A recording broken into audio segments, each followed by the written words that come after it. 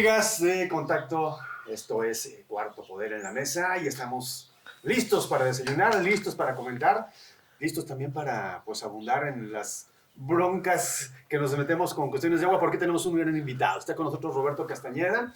Usted seguramente lo conoce en el ámbito federal, en el ámbito estatal, en el ámbito municipal, en el ámbito también de cuates, que es como vamos a predicar aquí. Roberto, gracias por acompañarnos. Gracias, Gabo, qué placer.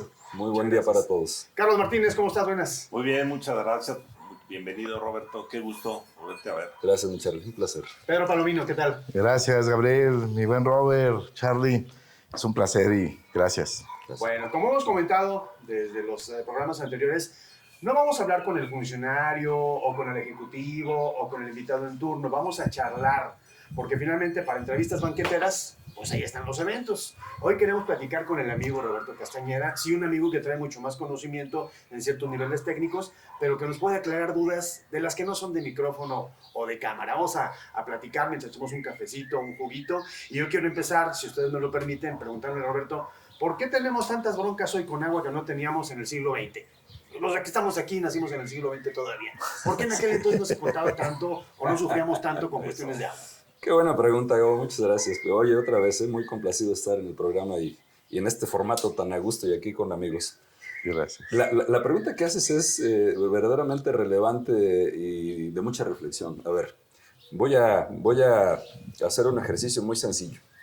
Hace 100 años, nada más me voy a ir a México para ser ilustrativo, teníamos una población aproximadamente de 12 millones de habitantes. A principios del siglo XX, pues estamos hablando de 1910, éramos aproximadamente 12 millones de habitantes. Menos los que trajo la revolución. Menos los que se llevó la revolución, así que ahí echámosle cuentas. Pero entonces resulta que poco más de 100 años después, pues somos 130 millones de habitantes. Es decir, la población en 100 años ha crecido un 1000%, para hacer números didácticos.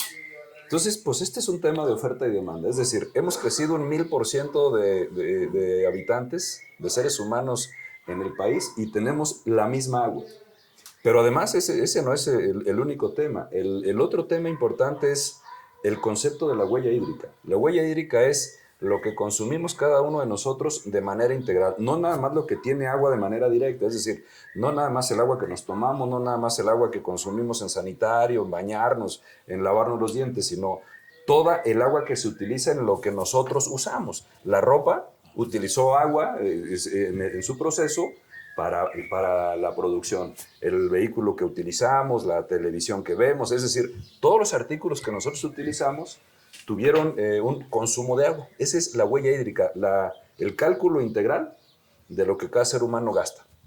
Entonces, ahora el cálculo se tiene que hacer pues, con base en toda esa suma de uso de agua para saber cuánto es la huella hídrica por persona. Y nada más para dejarlo en lenguaje sencillo para las familias, pues yo les puedo decir que al menos se incrementó 400 o 500 veces, porque miren, me voy a ir a aquellas épocas, Charlie, pues en aquellas épocas con nuestros abuelos, este asunto de que es sábado y toca era cierto, hombre, se bañaban una vez a la semana, solamente tenían un par de cambios de ropa cuando mucho, o sea, su alimentación era de productos naturales, o sea, pues estamos hablando de maíz, de frijol, de tortillas, de carne, pero no había proceso, que el proceso incrementa muchísimo la huella hídrica. Entonces, eso es lo que nos tiene ahorita en este supuesto. Yo siempre he dicho aquí para nuestro bonito estado de Guanajuato, oye, pues es que luego me abordan y me dicen, no, es que en Guanajuato no hay agua.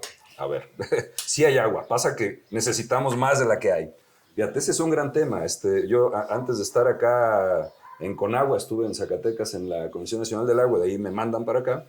Y cuando llego, yo había estudiado un posgrado aquí en León y tengo muy buenos amigos de León. Y me dicen, oye, Roberto, pues ¿a qué vienes a Guanajuato si no hay agua? Les digo, vengan a Zacatecas para que vean lo que es no haber agua. Porque verdaderamente, digamos que la cuenca Lerma-Chapala, que es a la que pertenece Guanajuato, es una cuenca, yo creo que abundante en agua. La cantidad de precipitaciones, sobre todo porque nos ayuda de la parte norte, que es más llovedora, y me refiero al Estado de México, que llueve mucho más que acá, digamos que no es mala las precipitaciones y la capacidad de recarga de nuestros acuíferos, pero somos muy intensos en población, somos muy intensos en actividades económicas y además de todo tipo. la agroindustria, la industria automotriz, pero es muy diverso, o sea, verdaderamente Guanajuato es muy diverso en economía, lo cual da mucho gusto, pero sin embargo esto te mete en dos retos, ¿no? En el tema de disponibilidad de agua y en el tema de calidad de agua. Entonces, este es el escenario y muy buena tu pregunta, porque este es un tema que se ha puesto de moda, estamos asustados por lo que sucedió en Monterrey, por lo que ha sucedido en la cuenca lagunera, y mucha gente aquí en Guanajuato, sobre todo familias que sin duda su expertise o su vida diaria no es ver qué pasa técnicamente con el agua y ese caray y cuándo le va a pasar a Guanajuato, cuándo nos va a pasar a nosotros, ¿no? Entonces, ese es el escenario en el que estamos actualmente, mi estimado Gabo. Si ustedes me lo permiten, me queda la inquietud, porque hablaste de un montón de actividades que llevamos día con día, que ahorita no vamos a hablar con el funcionario, estamos con Roberto, mi amigo, así que autoridades, ahorita no. ¿Qué se gasta más agua? A lo mejor no desperdiciar, pero sí usar. La industria automotriz, la industria de la ropa, la ganadería, la agricultura o el ser humano en su actividad cotidiana. Qué buena pregunta. Mira, la actividad que más agua utiliza es la agricultura. En el país, el 77% del agua la utiliza el sector agrícola. En Guanajuato, el 84%, porque Guanajuato es más intenso que el promedio nacional en actividad. Aproximadamente el 12% es de uso público urbano, es decir, para uso doméstico, y apenas el 4% es para uso industrial. En esa fórmula, en ese contexto, yo te podría decir, bueno, porque entonces hay que hablar de dos cosas, de intensidad de uso y de eficiencia, de eficiencia física. En la agricultura, la eficiencia oscila en el 40%. Esto quiere decir que el 60% del agua que se utiliza en la agricultura, pues se va, ¿no? No se usa. En el sector público urbano, en las ciudades, que es otro gran reto, es el 50%, es decir, no estamos nada bien, o sea, la eficiencia, se los voy a decir así, la eficiencia física de Irapuato, la eficiencia física de Celaya, de las ciudades, oscila alrededor del 50%, incluso ahí estamos compitiendo porcentajes arriba, abajo entre Celaya y Irapuato. Tenemos un ejemplo interesante que ya tienen rato trabajando y que es un ejemplo nacional, que es León. Zapal, efectivamente, en León traen una eficiencia alrededor del 70%, que la verdad es que todos deberíamos de estar buscando eso. Y hay un dato muy interesante que diste en relación a la industria. A ver, pues sin duda la industria que más utiliza agua es la que en su producto lleva agua, y me refiero a la industria cervecera, me refiero a la industria de la producción de bebidas, de refrescos, etc. Pero fíjate que a mí el sector industrial no me preocupa el tema del uso que hace, uno, por el porcentaje, que pues, es un 4%, dos, porque ellos son los que más caro pagan el agua, entonces, pues como son business, pues sin duda la cuidan. Claro. En la industria lo que me preocupa es el reuso, el saneamiento. Es decir, la industria usa con mucha eficiencia el agua, pero en muchos de los casos, desafortunadamente, y sobre todo la industria que ya tiene tiempo, la que es más longeva, no sanean sus aguas, entonces las tiran a los ríos, a los cauces, con niveles de contaminación muy altos. Ya las industrias nuevas, ya en su modelo de negocios, ya traen incluido toda la parte de cumplimiento medioambiental y de responsabilidad social. Entonces ya traen en su propio modelo sistemas de tratamiento muy, muy adecuados, pero solo por darles algún dato, ¿no? En toda la cuenca, y se replica igual en el estado, el saneamiento industrial es apenas del 30%, es decir, el 70% de las industrias no tratan el agua, y lo vemos reflejado pues en nuestros ríos. Y otra vez, aunque no era la pregunta, Gabo, pues si nos vamos a hace 100 años, los ríos eran centros de convivencia familiar padrísimos, ahí nadaban, ahí Además, ahí hasta comían. tomabas. Pues hasta, ¿Tomabas agua? efectivamente, hasta en los veneritos, ahí a un lado le tomabas, en las fuentes de agua naturales, le tomabas. Bueno, pues ahorita todos nuestros ríos están con niveles de contaminación críticos, ¿no? Roberto, un dato que me preocupa es ese 50% a nivel institucional, a nivel de los organismos operadores de agua, etcétera. ¿Esto por qué? ¿La tubería es muy vieja? ¿No es suficiente? ¿La mal usamos? ¿Y por qué León nos lleva hacia adelante? No, muy buena tu pregunta. Bueno, sí, en principio la respuesta la diste atinadamente, Gabo. La infraestructura se ha quedado obsoleta, la infraestructura aquí del estado, de las capitales aquí de los municipios del estado, pues tienen en promedio una vida de 40, de 30 años. Y efectivamente, pues esto ha provocado que se vaya deteriorando y que existan esas fugas que se convierten al final pues, en este desperdicio de agua en el trayecto entre el pozo, desde la fuente de abastecimiento, al uso en los hogares, en las industrias, en las diferentes partes. Aquí hay una reflexión bien interesante. Miren, yo lo vengo diciendo porque es un dato que luego otra vez las familias no lo tomamos en cuenta. Es decir, nosotros en nuestras casas pues, simplemente llegamos, abrimos la llave, utilizamos el agua de una manera natural, tan natural que no la hacemos en nuestra vida. Es de estos factores higiénicos que si existe no la haces en tu vida, pero si no existe se convierte en una gran crisis, ¿no? Yo de broma, cuando me ha tocado dar alguna ponencia, les digo, y perdón por el comercial, pero si ustedes creen que Liverpool es parte de su vida, les pido por favor que piensen en el organismo operador, porque a lo mejor van a redireccionar ahí. Hay que dar cuentas. Sí, y esto, voy a este comentario, fíjate, otra vez, Irapuato y Celaya, que me parece que son ciudades muy comparables en tamaño y en varias cosas, tenemos aproximadamente 1,300 kilómetros de redes de agua potable. Es decir, podríamos ir de aquí a Houston en una línea recta en la red de agua potable para darle servicio a las familias. O sea, hay toda una infraestructura subterránea que no la vemos y que se convierte mágicamente en una llave en tu casa, Peter, que te da el servicio que tú quieres. Claro. Pero entonces la reflexión de todo esto es pues, que imaginemos esta red más, por ejemplo, en el caso de Celaya, y otra vez similar acá, más de 90 pozos para poder dar el servicio que es con aguas subterráneas, más tanques de rebombeo, más cárcamos, es decir, más plantas de tratamiento. La reflexión es a analizar la cantidad de infraestructura con la que operamos y entonces el nivel de depreciación y de deterioro de toda esta infraestructura y las inversiones que se requieren. Y entonces es lo que pasa, ¿no? Que las inversiones que hemos hecho en nuestra infraestructura en relación a la depreciación propia, pues ha sido menor. Entonces necesitamos fortalecer esa infraestructura. Ahora bien, tu pregunta es muy interesante porque yo creo que tenemos que trabajar, y fue el principio de tu pregunta, en la oferta y la demanda. En la oferta, pues efectivamente tenemos que mejorar la eficiencia física, 50%, pues tenemos que mejorarlo. Y tenemos que llegar otra vez, y me voy, perdón que me extendí a por qué León nos lleva ventaja, tenemos que llegar al menos al 70%.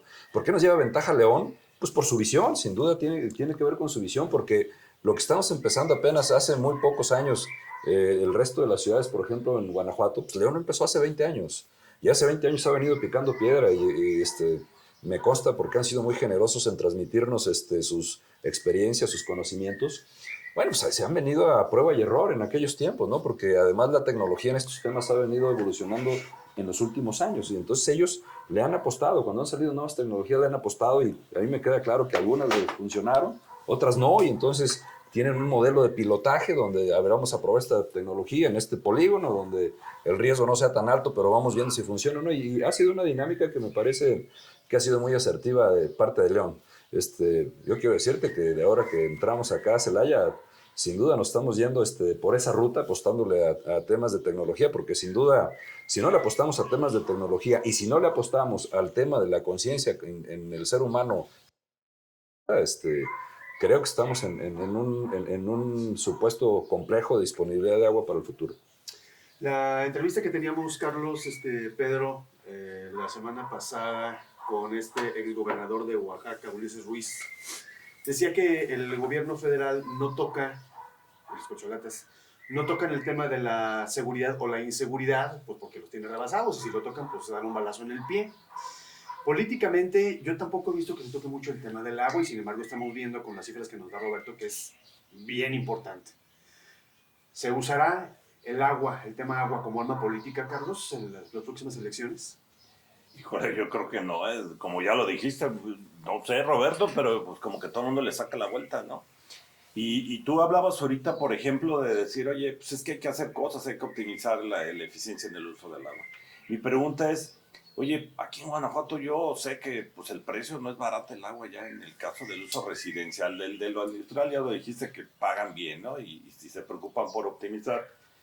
Pero si entonces se paga bien, es un problema de que sí consumen, pero luego no pagan, te la cobro muy cara, al cabo que no, aunque no me pagues, pero ya te la vendí bien cara. O realmente hay una falta de visión o de decisión, incluso si hay lana, optimizar las redes de distribución y toda esta infraestructura que hay que hacer para llevarle los litros de agua a cada familia. ¿Cuál es la bronca? Es decir, porque pasa el tiempo y hablamos no, pues que somos ineficientes, la gente no tiene conciencia, etc, etc. Pero entonces, ¿qué, ¿por dónde hay que darle, pues? ¿O qué tanto frente hay que darle? Y sí ponerlo en primer plano, ¿no? Porque yo sí creo que es un tema relevantísimo. Aquí en este país a veces nos acostó hasta que nos revienta, entonces ya todo le echamos, queremos echar un montón y entonces queremos sacar beneficios hasta político del tema. ¿Qué hay que hacer? O sea, ¿por dónde está el tema? Fíjate que está muy interesante tu pregunta, Charlie. Primero, tengo que decirlo y lo digo con orgullo, sí creo que Guanajuato es de los estados más evolucionados en el tema del valor económico del agua.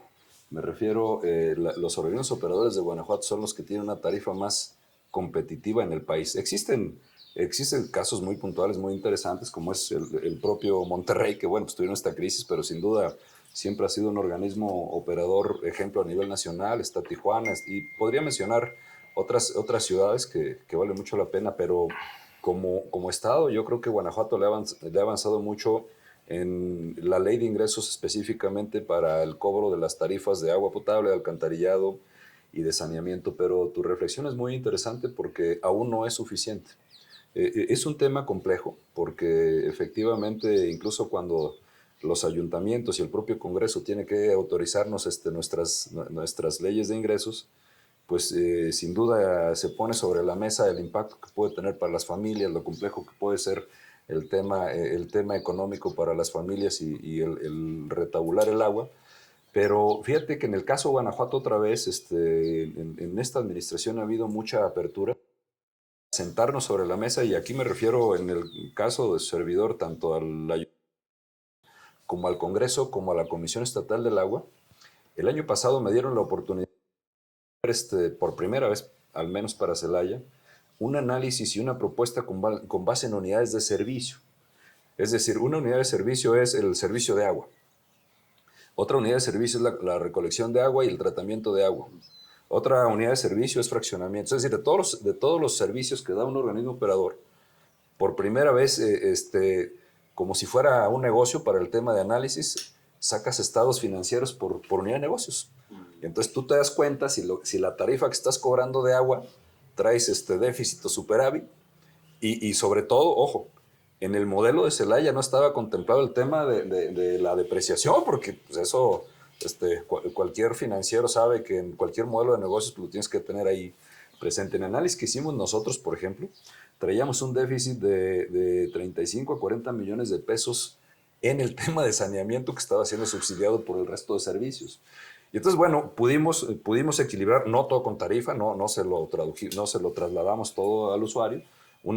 Hicimos una serie de acciones, por ejemplo, fortalecer la medición de descargas con los industriales, una serie de cosas para poder fortalecer esto, pero aquí el tema es que sí creo que todavía tenemos que llegar a un nivel mayor de conciencia a pagar una tarifa que permita realmente la sustentabilidad, porque sí creo que estamos logrando o que estamos ahorita dando un servicio relativamente bueno en corto plazo, pero fíjate, yo lo dividiría así. En corto plazo estamos dando un servicio relativamente bueno. Otra vez, en el caso de Celaya hicimos una estrategia específica para atender sequía. Pero luego, el mediano plazo, para mí, es el equilibrio entre la oferta y demanda, que para nuestro caso significa la ejecución de cierta infraestructura como pozos, como tanques, como sectorización y una serie de estrategias para mejorar el servicio, pero luego nos vamos a largo plazo. Para mí el largo plazo, que ya lo debemos estar viendo ahorita, es sustituir las aguas del acuífero por aguas superficiales. Y nada más quiero terminar con este tema que es importante, Gabo, Charlie. Mi visión es que, aunque aún muchos actores políticos consideran el tema del agua como un costo político, cada vez más se va a convertir en uno de los mejores capitales políticos. Y existe el gran ejemplo de Tijuana, que aquí lo dejo porque es toda una historia, pero hay un caso real ya en México, donde el tema del agua se convirtió de un gran costo político y se tradujo en un capital político que quien lo lideró llegó a ser gobernador de Baja California. Okay. Pedro, tú estuviste mucho tiempo como asesor gubernamental, como coordinador inclusive de los asesores, y creo que en Guanajuato no ha habido mucha bronca al respecto, al menos lo que se sabe hacia afuera, pero tú debes tener más claro esto. Conflictos sociales al interior de Guanajuato y al interior pues, de toda la República por cuestiones del agua. Sí, definitivamente yo creo que me tocó allá en Michoacán también estar y ahí sí se mataban por el agua.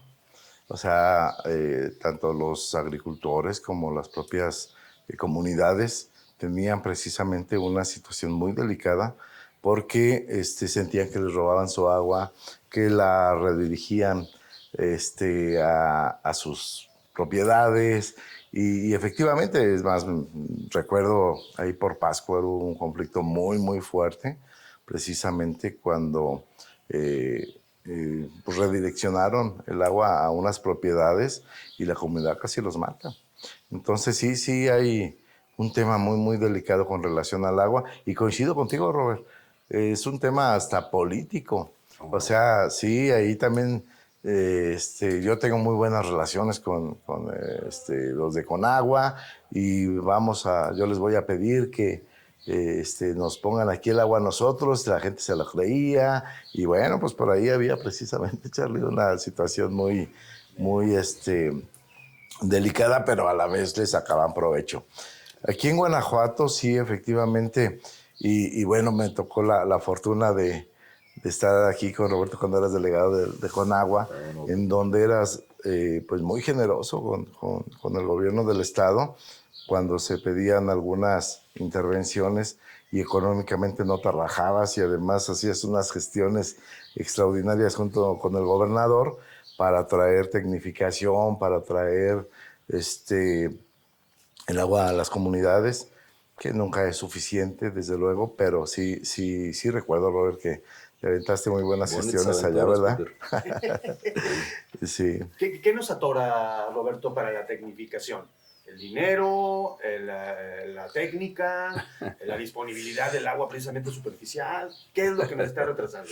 Fíjate que voy a tener que hacer alusión a don Javier Usabiaga, que en paz descanse, que fue mi jefe cuando yo estuve en la Secretaría de Desarrollo Agroalimentario y Rural.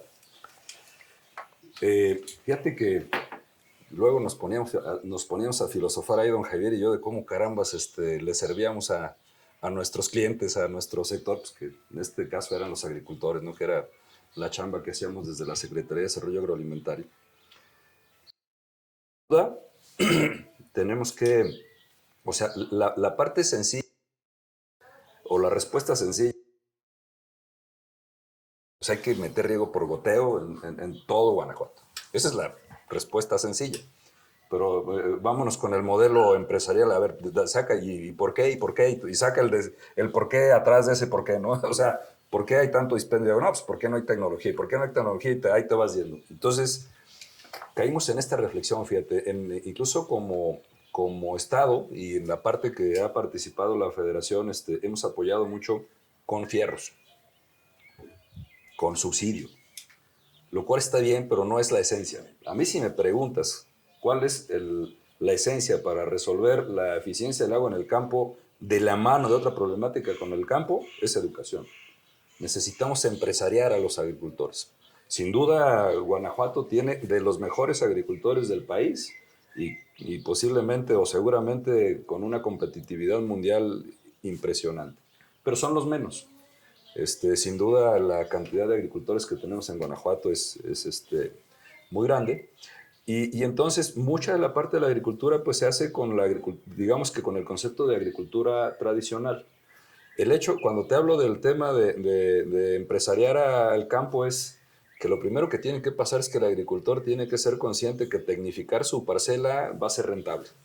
Yo siempre he dicho que el binomio de sustentabilidad tiene que ver con la parte de rentabilidad y con la parte de sustentabilidad, porque si no, no se da.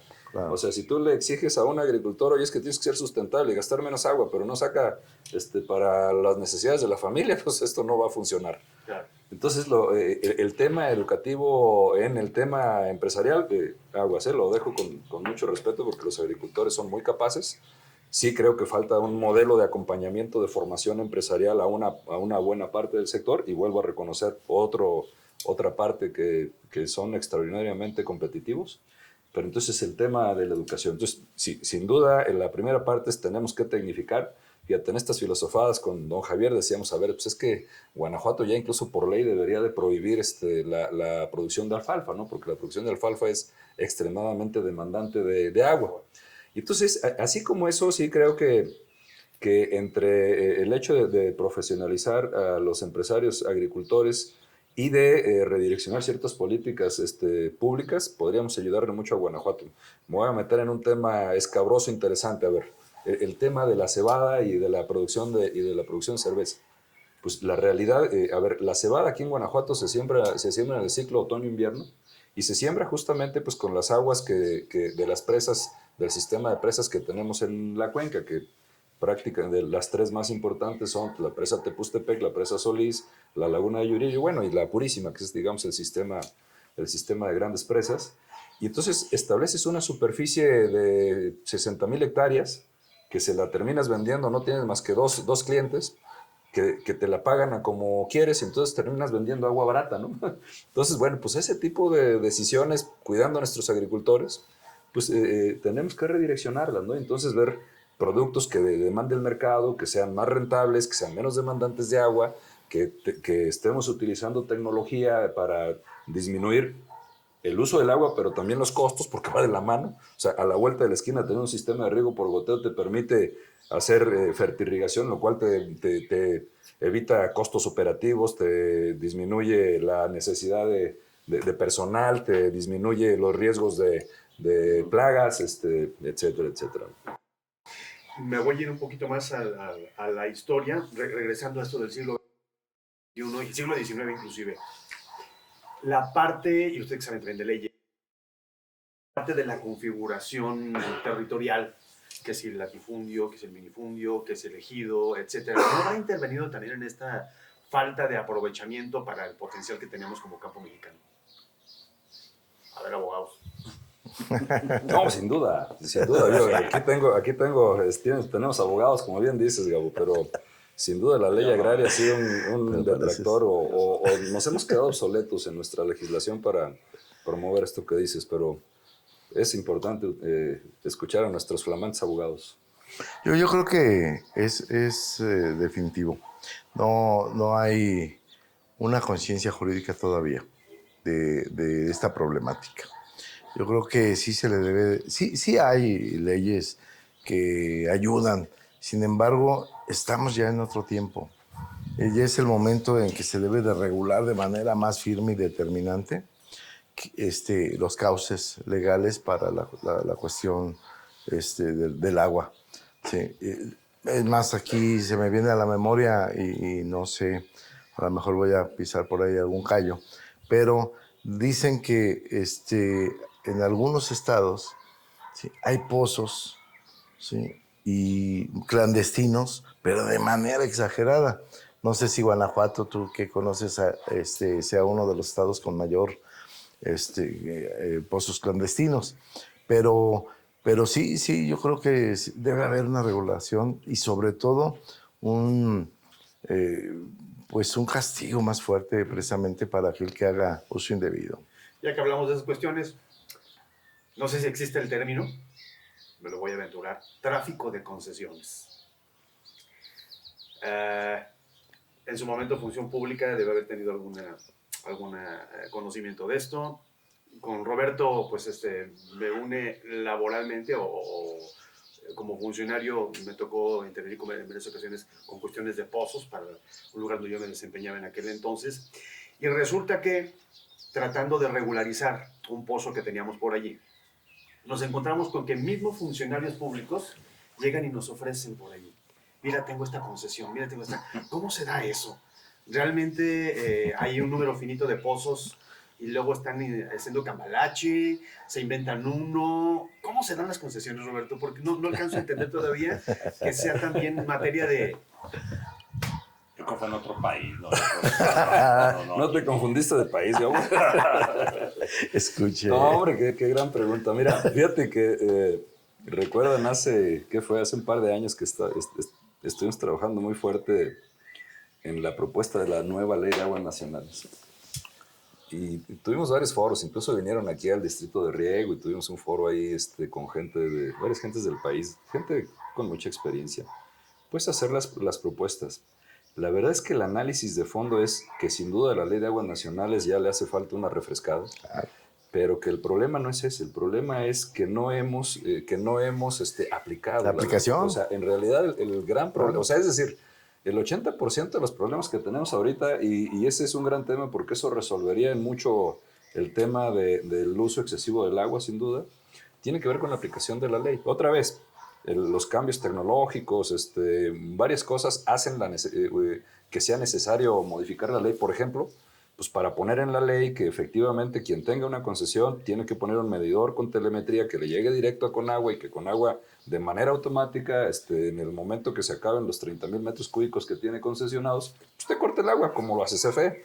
Entonces, pues eso hay que poner en la ley, pues porque ya no puede ser, no vas a poder tener un ejército que ande persiguiendo a todos los pozos. Entonces, efectivamente, Gabo, desafortunadamente la situación es que, desde mi punto de vista, por falta de capacidad operativa de Conagua, por falta de recursos de Conagua, pues existe un desorden en muchos sentidos. Primero, en lo que decía Peter atinadamente, yo creo que Guanajuato debe tener aproximadamente un 20% de pozos que no tienen concesión. Pero además, efectivamente, el tema de las concesiones pues, se ha vuelto literalmente un mercado negro. Pero otra vez, la propia legislación lo provoca. ¿Por qué? Porque en la ley de aguas nacionales no considera la compraventa de estas concesiones. Entonces esto lo haces por fuera, ¿no? Es decir, a la vuelta de la esquina jurídicamente es yo o Charlie de manera voluntaria le cede un volumen a Roberto de 100,000 metros cúbicos. Así es como se hace el trámite ante la Conagua porque la ley no considera. Y ya el tema de cómo nos acomodamos económicamente para tan generosa acción de Charlie, pues es un asunto que tienes que ver por fuera. Entonces, pues es una acción que provoca desafortunadamente la incongruencia de la ley en ese sentido desde mi punto de vista. O sea, es decir, sería mucho mejor que estuviera regulado, que estuviera legislado, e incluso pues que efectivamente se pudiera detener este tema de mercado negro que lo que hace es que se incremente de manera muy fuerte el costo, ¿no? de títulos de concesión. Y efectivamente, entonces esto ha provocado pues, que existan personas pues, que aprovechan esa coyuntura legal para hacer negocios, ¿no? En el ámbito de la operación, ahora que estás al frente de Jumapa y en Celaya, un par de asuntos de este año que me llaman mucho la atención. Uno, el aprovechamiento de lodos. Tengo entendido que es el primer municipio a nivel nacional que está desarrollando esta situación. Platícanos de eso. Sí, a ver, es un tema que a mí me da mucho gusto y es muy bonito. A ver, todas las plantas de tratamiento tienen un sistema de tratamiento de lodos, porque pues, lo que haces en una planta de tratamiento es que divides los sólidos del líquido y el líquido lo procesas y lo sacas con la norma 1, la norma 3, o incluso superior en algunos casos para dar un reuso industrial, etc. Y la otra parte es el tratamiento de lodos. Aquí en Salamanca, en las ciudades, las plantas de tratamiento tienen esto. Lo que no tienen es, todos tenemos una infraestructura para desasolvar la ciudad, que es verdaderamente inmensa. O sea, en el caso nuestro, limpiamos 750 kilómetros al año. O sea, imagínense ustedes limpiar 750 kilómetros al año. Y lo mismo debe hacer Irapuato y a León multiplíquenlo por 4 veces al menos, ¿no? Ese es el volumen de agua, con lodos, con basura, de la que se puedan imaginar, que se disponen rellenos sanitarios. Y eso es un tema incorrecto, porque ni puedes mandarle ese nivel de humedad ni ese tipo de contaminantes a los rellenos. Entonces, ¿qué es lo que hace? Es que desestabilizas los rellenos. Ahora bien, en el mejor de los casos se disponen en los rellenos. En el caso de Celaya lo disponemos en los rellenos. pero pues igual lo dispones en el cauce más cercano que te encuentres. Entonces significa un nivel de contaminación impresionante. Tremendísimo. ¿Qué hicimos en Celaya? Hacer una tratadora de lodos expresamente para las Bactors, o sea, para descargar y tratar responsablemente todo ese desasolve que sacamos de esos 750 kilómetros al año, y meterlo a nuestra planta procesadora de lodos. Y bueno, lo que vamos a sacar es agua que se integra nuevamente a nuestra red para que cumpla la norma 03, que es con la que trabajamos en la planta de Celaya, y sacamos por el otro lado la basura, que ya la dispones de manera adecuada en el relleno sanitario, ya seca, ya clasificada y todo, y de ahí sale también por el proceso una arena tan buena que te puede servir hasta para la construcción. Es una arena de tan buena calidad que puede servir para la construcción. Entonces, somos la primera ciudad que tiene esa visión de tratar las aguas de los desasolves, para aclararlo. No es que otras, porque, oye, ¿desde cuándo tengo planta de tratadora? Sí, pero es para el proceso de tu planta de tratamiento, no para limpiar las aguas de los equipos que los andas tirando en el relleno sanitario o los andas tirando ahí en algún cauce. Por eso creo que la visión es bonita, porque, fíjense, es un tema bonito donde vas viendo cómo vas avanzando, ganar, ¿no? En este caso, sin duda, es un impacto importante para el tema de calidad del agua, pero es un tema importante para el tema de contaminación y al final es un tema importante para el tema de salud, porque se convierte al final en un asunto de salud pública, ¿no? Estamos también a punto y voy a este modelo de ganar, este año vamos a concursar la planta de tratamiento del rastro municipal de Celaya. Y otra vez, es ganar, porque vas a ser más competitivo el rastro de Celaya. Bueno, estoy buscando mucho que hubiera un rastro TIF metropolitano en la famosa zona Laja Bajío. Ha sido complejo, va a tardar. Y entonces, pues no queremos ser irresponsables. Entonces estamos, el ingeniero Javier Mendoza Márquez, con buena visión, nos autorizó hacer la planta. La vamos a hacer este año, pero entonces le vas a ayudar al rastro. Sin duda le vas a dar un servicio mucho mejor a los empresarios que se dedican a la producción de carne. Y a nosotros, en este caso a Jumapa, que somos responsables del tratamiento del agua, pues me vas a quitar un broncón, porque ahorita me está llegando un flujo de agua con un nivel de contaminación increíble que en momentos me puede estabilizar la planta, ¿no? Entonces, es esa visión bonita, Gabo, de pensar de manera integral, de pensar, sí, en la sustentabilidad del agua, pero también de manera integral en la sustentabilidad del medio ambiente. Oye, Robert, perdón, nada más y ya se hace, por ejemplo, ya se hace la arena, ¿sí? Y actualmente ya se reutiliza. O ese último proceso. Ajá. En las plantas de tratamiento, o sea, por ejemplo... Porque se hace súper interesante. Sí, claro, fíjate. A ver, en la planta de tratamiento que nosotros tenemos, en realidad lo que sale es, en ese proceso, es que son diferentes tipos de contaminantes, Peter. En esta planta, efectivamente, por los arrastres que hay en los drenajes, por eso te sale esta arena para el tema de construcción. En la planta de tratamiento, que ahí salen unos volúmenes impresionantes ya de tierra, sale una tierra con una calidad impresionante agrícola. Entonces tenemos un acuerdo donde se la donamos a los agricultores de las unidades de riego que están aledañas a la planta. Y entonces pues se convierte en un mejorador de suelos increíble. Qué padre. Sí, Peter, sí. Hubo un pancho a principios de año, que es el que te quiero preguntar, porque involucra la parte de la mediación, la parte política, la parte administrativa y la parte, por supuesto, del servicio que da Jumapa. Fue el Rincón de Tamayo.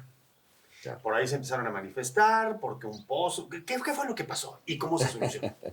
Ahí la historia, Gabo, es que desde el año pasado terminó el periodo por ley de la mesa directiva que estaba dirigiendo el Comité Rural de Agua. A ver, me voy a regresar y discúlpame que tengo que hacer el antecedente. Sí, por favor. Otra vez tiene que ver con estas leyes, estas lagunas que tiene la Ley de Aguas Nacionales, porque resulta que la Comisión Nacional del Agua y la Ley de Aguas Nacionales no reconoce los comités rurales de agua. Lo único que reconoce la Conagua es los organismos operadores. Y entonces ya los comités rurales de agua en realidad dependen de los gobiernos municipales. En el caso de Celaya depende del secretario del ayuntamiento, de la secretaría del ayuntamiento. Y entonces estos comités en realidad no están regulados, es decir, cada comunidad pues, se opera como Dios le da a entender, para decirlo en los mejores términos. Entonces, el año pasado termina una mesa, lanzan elecciones ahí en Rincón de Tamayo, no se pueden poner de acuerdo, se genera un conflicto, tiene que entrar la Secretaría del Ayuntamiento. Y a la vuelta de la esquina, haciendo un diagnóstico, pues nos damos cuenta que efectivamente el servicio Rincón de Tamayo, que ya es una comunidad muy grande de más de 16,000 habitantes, pues tenía áreas de oportunidad importantes para mejorar el servicio. Entonces, en una decisión muy responsable del alcalde y del ayuntamiento, nos dan instrucciones a la Jumapa para que nosotros absorbamos el servicio. Entonces, bueno, nos piden hacer un diagnóstico, hacemos un diagnóstico y hacemos una propuesta verdaderamente eh, eh, muy favorable para las familias de Tamayo. Me refiero, por un lado, un plan para mejorar el servicio de agua porque solamente lo tienen 1 hora y media al día. Entonces, pues la idea es cambiarlo a como lo tenemos en Celaya, que es prácticamente continuo. Pero también significa hacer inversiones, que este año vamos a empezar con 18 millones de pesos en una primera parte para rehabilitar su red, porque efectivamente, excepto unas inversiones que hizo la Comisión Estatal del Agua aproximadamente en el 2016, pues el 80% de su red ya está muy deteriorada, con una vida útil de más de 30 años, como lo mencionamos, y como está en buena parte del país. Pero además es una comunidad que por su tamaño está obligada y entonces ahorita está fuera de ley en el sentido de tratamiento porque no tienen planta de tratamiento. Entonces cuando vemos todo esto decimos, a ver, pues vamos dejando a Rincón de Tamayo, vamos mejorando su calidad de vida a través del agua y pues dejándolos con un servicio de agua continuo. A ver, había incluso, perdón, también problemas de calidad de agua porque por la misma obsolescencia de la red, como estaba colapsada la red de drenaje y la red de agua, entonces había incursión de la red de drenaje. Con el drenaje. Sí, en algunos puntos, no, tampoco quiero generalizarlo, pero había algunos puntos donde el agua que llegaba a las familias pues, estaba contaminada y estaba significando temas de salud. Razones por las que el ayuntamiento decidió pues, que le entráramos Jumapa. La realidad es que aquí nos hemos topado con dos temas principales. Uno, pues a un grupo de líderes de Tamayo, que lo digo con toda apertura, que por intereses personales no quieren soltar la administración del agua. Y por la otra, sin duda, también un tema cultural, donde pues la gente le cuesta trabajo el hecho de tener un servicio medido, ¿no? Pero esa parte me parece que es la menor.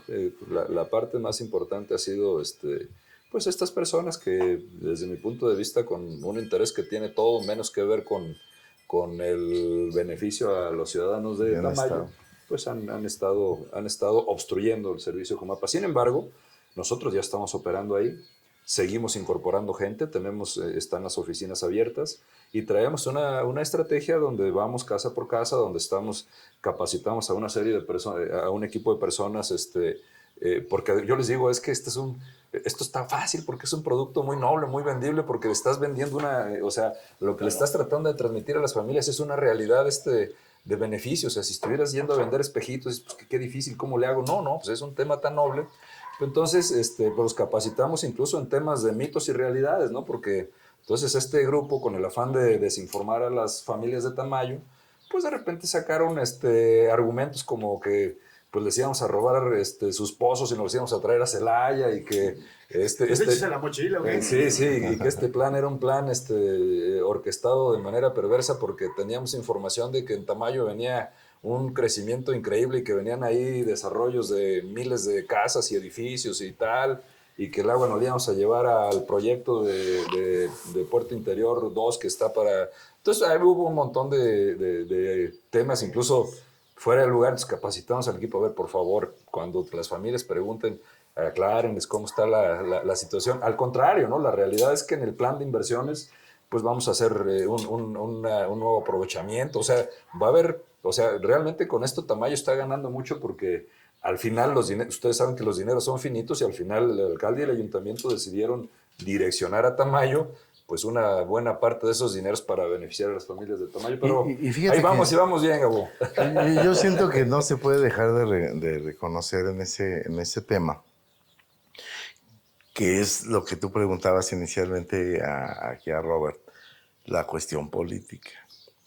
Claro que es un foco de atención en este caso, y me atrevo porque yo le di seguimiento en las noticias, decía precisamente que los grupos de Morena aprovecharon esa situación, ¿sí? Pues para jalar gente, ¿sí? Nosotros te ponemos los abogados, nosotros no te vamos a dejar solo, es un momento en el que les quieren quitar el agua, y bueno, pues muchas veces, pues quítale o dale a una persona un pensamiento de que le vas a quitar algo, claro que dice, ¿por qué? Pues si es mío, esta camisa es mía, me la compré y ¿no? Entonces, sí, en esa parte política, bueno, pues que me gusta hacer los análisis políticos, sí intervino una situación de Morena, en este caso, lo digo abiertamente, precisamente como para no dejar esa parte florecer, porque al final de cuentas, como bien dices, pues era para beneficio de la sociedad. Entonces, pero bueno. Muy sentido y junto con el agua, ¿no? A río revuelto, ganancia de pescado. Claro. Si yo veo que alguien que está echando relajo, pues me subo, ¿no?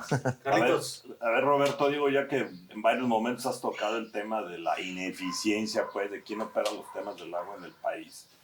Si tú tuvieras una mañanera y filosofando así como con Don Javier y todo esto, ¿no? ¿Cuál sería otra? Si pudiéramos hacer esto, estamos del otro lado, ¿no? Y filosofando, entonces, ¿qué no sería mejor que los organismos operadores del agua en este país, no todos, no a lo mejor por mérito o por certificación, no sería mejor que se encargaran todo el tema agua de su municipio? Es decir, no solo el de residencial y el industrial, sino también el agrícola, porque ya hablaste que los pozos es un San Quintín porque no hay capacidad operativa del CONAGUA. La capacidad para tecnificar el campo, pues está, ya dijiste que puros fierros y no se ha enfocado realmente a ser más empresarios a los agricultores. Ya hablaste también que hay unos comités que están casi sin gobierno, ¿no? Etcétera. Entonces, pues pareciera que todo lleva a lo mismo, ¿no? Yo creo que los municipios son los que más conocen los que tallan la suelo, los que conocen la realidad de él. No solamente el urbano, también de lo agrícola. Y les toca también resolver hasta lo que no tienen, entre competencias. Filosofando, ¿qué harías? Tienes mañanera y todo el tema, ¿no? Déjame nada más, me estoy ahí imaginando la mañanera para que se haga mejor, Charlie. Yo digo, ya me vi. Digo, pues acá está de moda. ¿No? No, hombre, está muy interesante tu pregunta. Primero déjame decirte que don Javier, en esto de las filosofadas, efectivamente él en la propuesta de modificación de la ley sugería que se descentralizara la gestión del agua por estado. No por municipio, la parte legal, porque sería, creo, muy complejo, pero por estado. Y me parece que eso daría mucho orden, sobre todo los estados que somos ordenados, ¿no? Yo sí creo que Guanajuato somos un ejemplo nacional. Y entonces tendríamos, o sea, por ejemplo, vamos a hacer esta filosofada hipotética que me dices, sigo imaginándome ahí parado. Imagínate que... Como habla fluido, no habría mucho. Imagínate que efectivamente fuera decisión de nosotros del Estado el tema del orden. Yo estoy seguro que llevaríamos un avance increíble en ordenar los usos de agua, sin duda, sin duda. Ahora, fíjate que me voy a ir ahora a la otra parte de la filosofada porque es interesante. Yo particularmente, y es una visión personal, creo que por un lado sí vale mucho la pena descentralizar, pero por el otro lado tenemos que quitarnos las fronteras políticas en la gestión del agua. El agua no reconoce las fronteras políticas. Y si me permiten, pues a razón del privilegio que tengo un ratito de estar en la presidencia del Consejo de Cuenca, un poco voy a hacer el análisis a raíz del Consejo de Cuenca. En la cuenca Lerma-Chapala convergen 5 estados importantes: Estado de México, Querétaro, Michoacán, Jalisco y Guanajuato. Todos, en algún momento, pues suponemos o quisiéramos que todo el agua fuera para nosotros. Todos tenemos necesidades distintas. Por ejemplo, Guanajuato tiene más necesidades agrícolas, Querétaro más industriales, más públicas urbanas, Jalisco pues más Chapala, medio ambiente, la ciudad, porque además del lago sacan 240 millones de metros cúbicos para uso doméstico. Entonces, yo mi visión en esa parte va ahora sí que del otro lado, Charlie, porque particularmente creo, a ver si la expresión es correcta, que deberíamos de vertebrar al país en tema de agua. ¿A qué me refiero con vertebrar al país en tema de agua?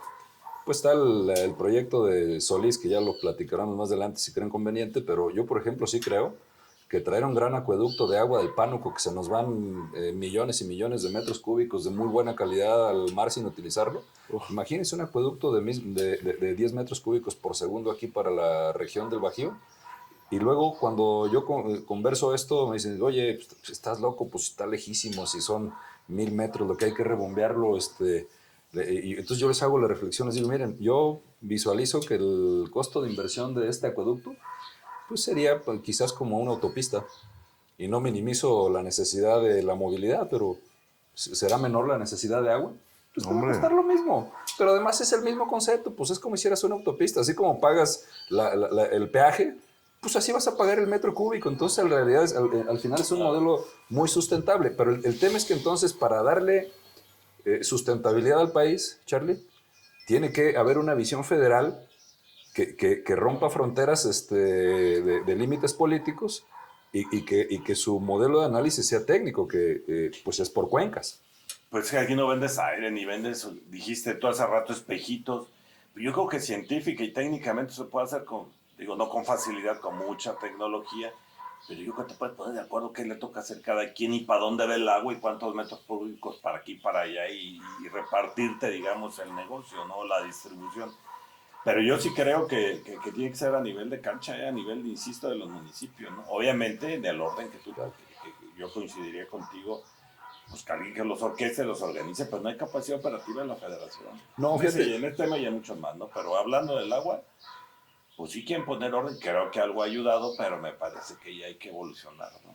Sí, está bien interesante todo. O sea, efectivamente, yo coincido contigo en que, oye, que desde lo local se puede atender, pero la visión y las políticas tendrían que ser desde mi punto de vista desde la federación, o sea, y luego ya efectivamente facultar a los municipios como... Si le meten tanto a perforar pozos en alta mar, ¿no? Y no creo que sea nada barato, le meten carísimo. subsidios, por ejemplo, a Pemex, pues yo creo que el agua es como prioritario, ¿no? Sí, fíjense, Claro. nada más una reflexión, bueno, ya este año ya no supe, pero hasta el año pasado la Conagua estuvo teniendo presupuestos aproximadamente de 25,000 millones, llegó a tener 75,000 millones. Ahora ya lo subieron mucho por proyectos específicos como el de Monterrey, el de la Laguna y otros que traen de desarrollo de áreas agrícolas.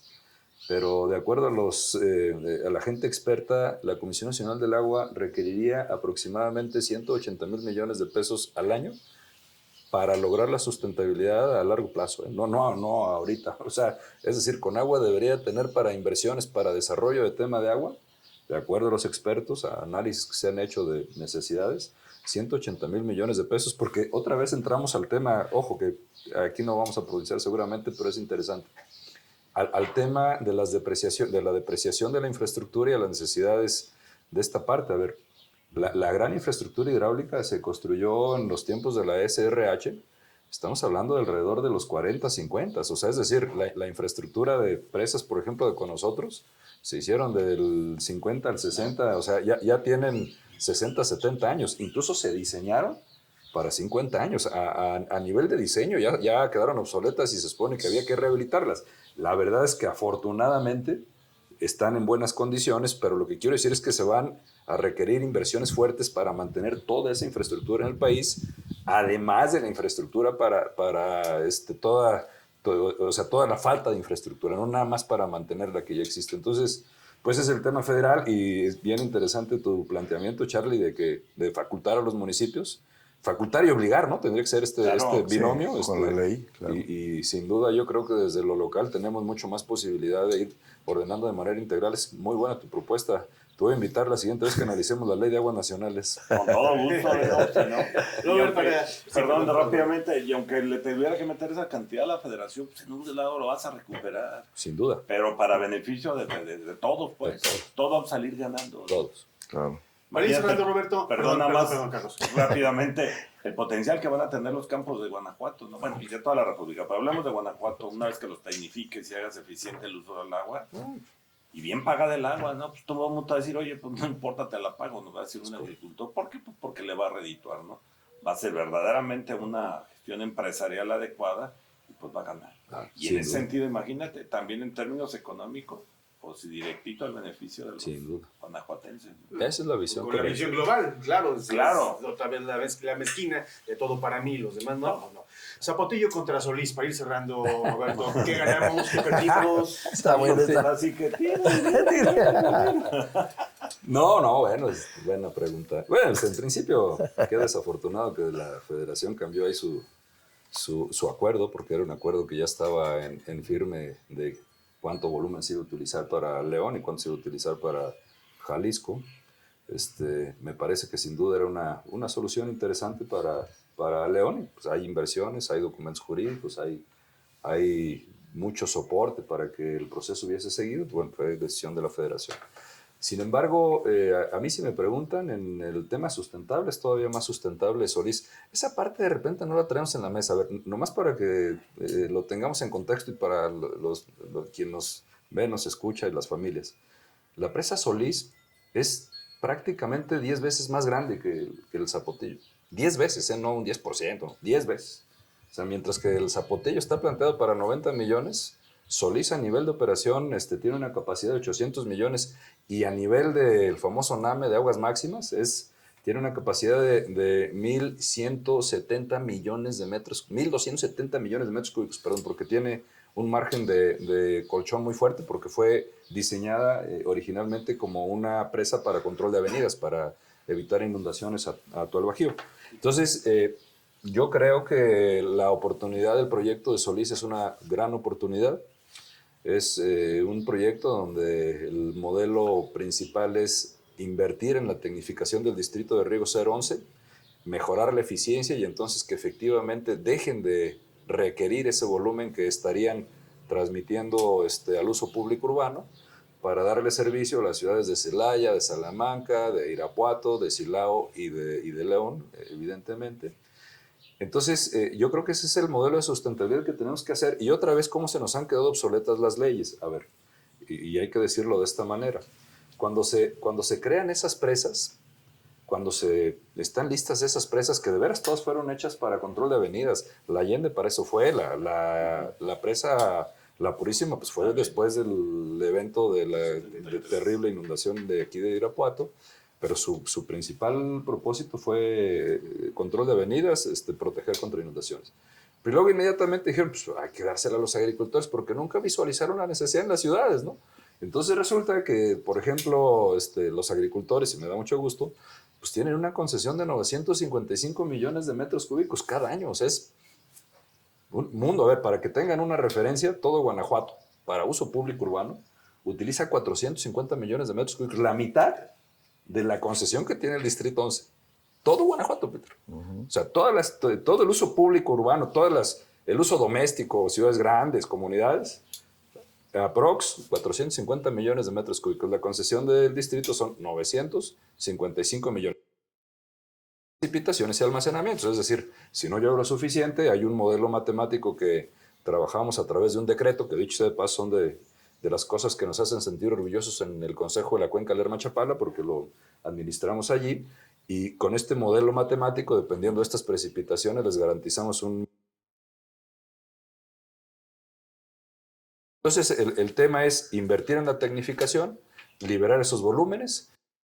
Un acueducto que entiendo que lo administraría el Estado y el Estado nos estaría proveyendo agua cruda a los municipios. Nosotros haríamos una planta potabilizadora, nos conectaríamos a nuestro circuito y el modelo me parece muy padre. De toda esta parte, la parte más sensible tendría que ver con la aceptación de los agricultores. Pero yo sí creo que los agricultores de Guanajuato son gente muy consciente. Y además pues, tenemos un gran liderazgo ahí a través de don Agustín Robles, que creo que ha hecho un gran equipo con los presidentes de todos los módulos y con todos los agricultores. Y entonces yo incluso entiendo que a estas alturas ya existe un acuerdo por escrito por parte de los agricultores de poder ceder el volumen una vez que se tecnifique. En eso va. Creo que es un gran proyecto. El gobernador, yo he visto que verdaderamente le ha puesto mucho empeño, mucho interés. Nosotros hemos estado trabajando de la mano con la Comisión Estatal del Agua, con Paco García y su equipo en el tema del análisis de necesidades de los propios municipios, de nosotros, y también en un proyecto donde tenemos que llegar a la meta del 70%, porque también somos conscientes de que no es correcto traernos un agua superficial y hacer un proyecto de esa naturaleza y seguirla desperdiciando. Claro. Pasa que las inversiones son muy fuertes, pero estamos armando un plan de inversiones en coordinación ahí con la Comisión Estatal del Agua, que ha hecho un gran trabajo, pues para que esto sea sustentable. Ahí vamos. Y yo creo que es un proyecto que vale mucho la pena. Creo que hay que aprovechar la voluntad de los liderazgos que existen ahorita, como el de don Agustín y de todos los presidentes de los módulos, y agradecer a los agricultores, porque es un tema de todos los agricultores, pues el tener esta visión de decir, va, pues es un buen, es un intercambio ganar-ganar, porque yo voy a quedar, lo dijiste hace rato, con parcelas tecnificadas que me permitan ser más rentables, y al mismo tiempo pues voy a liberar volumen que no voy a necesitar, es decir, no se va a ver comprometido a mi producción ni nada, y ayudo a un gran tema que es la sustentabilidad de las ciudades y de los acuíferos, ¿no? Porque vas a dejar de descansar los acuíferos en un porcentaje importante. Nada más que llevamos como un año, ¿no? De retraso Se de la ha, decisión. se ha visto lento el tema, Gabo. ¿Será política la cosa? Pues ya vienen otra vez elecciones. No, hombre, Ay, si no No sabías. creo. No creo. Bueno, pues Roberto, Oye. queremos agradecerte mucho el tiempo. Ojalá que nos dé chance de... Hay mucho que se quede en el tema. El agua es mucha y hay que aprovecharla. Faltó el tema del agua destilada, pero dejamos para otra ocasión. Bueno, es importante. Fíjate que a mí sí me gustaría, Gabriel, antes de que cierres el programa, si puedes dar un consejo, tú que eres experto en el agua, a nuestra audiencia y al público en general, que es muy grande, ¿qué hacer en estos momentos, ¿sí? de escasez, de sequía, para que puedan aprovechar más el agua? Porque de repente, culturalmente sabemos, no, pues no la gastes, pero no. O sea, yo creo que un experto como tú puedes dar un buen consejo. ¿Qué hacer? Gracias, Peter, por la pregunta. Bueno, vuelvo al principio de la oferta y la demanda. Y aquí me estás hablando efectivamente del gran tema de la demanda. Tenemos que bajar el consumo. Y aquí la invitación, y gracias por la oportunidad de hacer esta reflexión, Peter.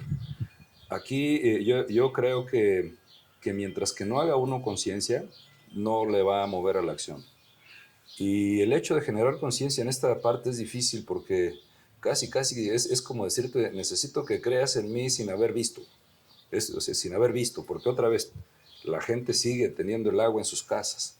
Lo cierto es que los números nos dicen que se nos están abatiendo nuestros acuíferos. Yo quisiera ser muy prudente en el sentido de decir que estamos a tiempo, pero a tiempo de actuar ya. O sea, ya no hay forma de esperarnos. Entonces, la invitación es a que cada quien en su ámbito de desarrollo, un niño, invitar a los niños a que su relación con el agua mejore. Lo voy a decir de esta manera, que la convivencia, tu relación con el agua mejore. Es decir, efectivamente no desperdiciar el agua en la regadera, efectivamente no tirar el agua en los jardines, o sea, no desperdiciar el agua en ningún momento. Los adultos, pues de igual manera, en las casas, por ejemplo, a ver, quiero ser aquí ilustrativo, pero este tema de conciencia, Peter, en los depósitos de los sanitarios, nada más con que pongamos ahí un envase con 1 litro, vamos a dejarlo así, que te disminuye 1 litro cada vez que haces una descarga. Y si en promedio un ser humano va 7 veces al día al sanitario, y si en una casa existen 4 habitantes, nomás para cerrar el número son 30 litros por cada, bueno, lo voy a dejar así, en eso puedes ahorrar 10 litros por habitante, pues entonces multiplica 10 litros por más de 6 millones de habitantes en Guanajuato, serían 60 millones de litros ahorrados diariamente solamente con esa acción. Pero el tema es que tienen que ser acciones individuales, Peter. No podemos esperarnos a que alguien más venga a resolver el tema del agua. Y vuelvo a repetir, estamos a tiempo, pero estamos en el momento de hacerlo y de verdaderamente ser responsables si le tenemos cariño a nuestros hijos y a nuestros nietos. Porque ese es el tema. A ver, ¿cómo vamos a pagar nuestra cuota generacional? Y la gran pregunta es, si no es ahora, pues ¿cuándo? Y si no somos nosotros, ¿quién? ¿No? Hay que hacerlo. Claro. Carlos Martínez, conclusiones.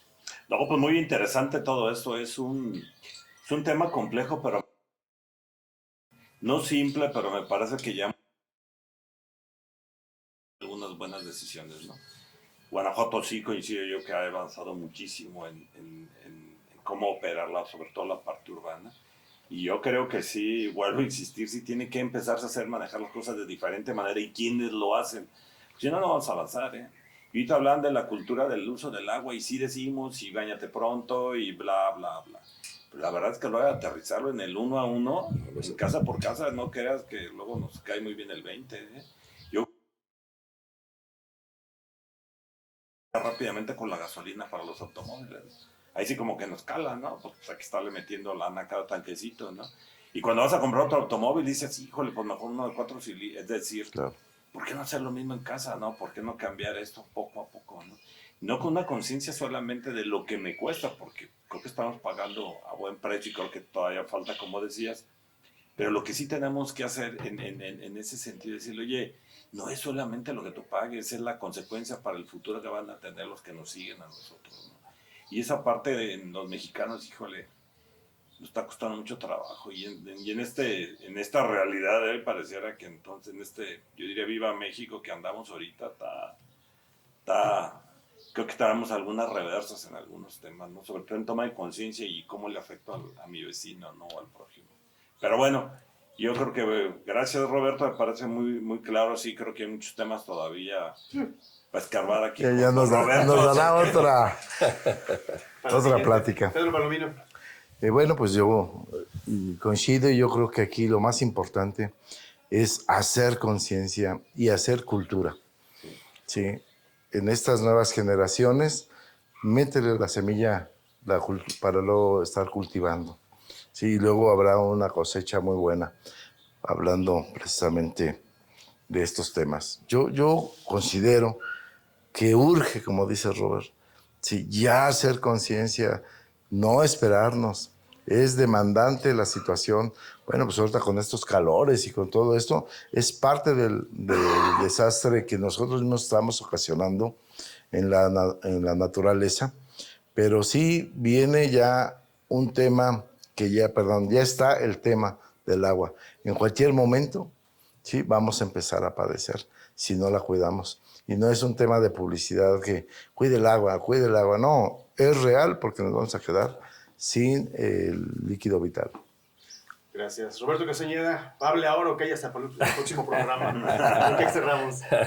No, bueno, primero muy agradecido por el espacio para poder compartir algunas ideas. Yo cerraría invitando a todos los que tengan oportunidad de escucharnos a que tomemos la responsabilidad de manera personal. Otra vez, cada quien nos movemos en nuestra propia cancha, pero todos, absolutamente todos, interactuamos con el agua. Decirles verdaderamente que el agua es uno de los familiares más importantes de nuestra casa y que entonces lo veamos como ese familiar, que nos relacionemos como ese familiar, que verdaderamente con base en ese sentimiento actuemos. Yo lo dejaría muchas cosas por hacer en diferentes ámbitos, en diferentes sectores, en diferentes actores. Con eso me quedo y muchas gracias, Gabo, por la invitación. Charlie, Peter, un placer. Gracias. Qué gusto. Muchísimas gracias. Carlos, Pedro, Roberto, servidor Gabriel, pero sobre todo usted, gracias por seguirnos. Nos vemos en la próxima.